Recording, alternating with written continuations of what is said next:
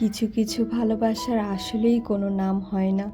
কিভাবে, কি বলে, কি ভাষায় যে তাদের সম্বোধন করব তাও খুঁজে পায় না। এই অসুস্থ অবস্থায় আমি আমার বাড়ির মানুষগুলোকে যতটুকু না কাছে পেয়েছি তার থেকেও অনেক অনেক বেশি কাছে পেয়েছি আমার এই পাশের ফ্ল্যাটের আপুকে।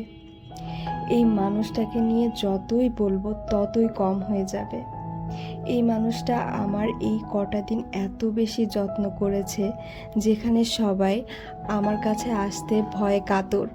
ডাক্তারও আমাকে দেখতে চায় না যে ঠান্ডা লেগেছে, জ্বর হয়েছে। করোনার ভয়ে সবাই অনেক দূরে দূরে। দিন নেই, রাত নেই, বিকেল নেই, দুপুর নেই, কখনো গরম পানি, আবার কখনো বা চা, আবার কখনো এইভাবে দুপুরে এক বক্স ভর্তি খাবার দিয়ে গিয়েছে, আবার কখনো বা দিয়ে গিয়েছে রাতের তরকারি।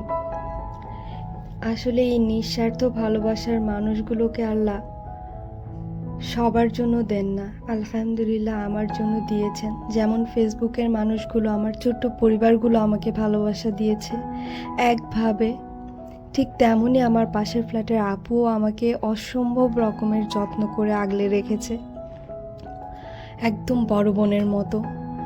আমি সবসময় দোয়া করি এই নিঃস্বার্থ মানুষগুলোর যেন সবসময় অনেক অনেক ভালো হয়, তারা যেন অনেক ভালো থাকে, সুস্থ থাকে। আল্লাহ হাফেজ সবাইকে।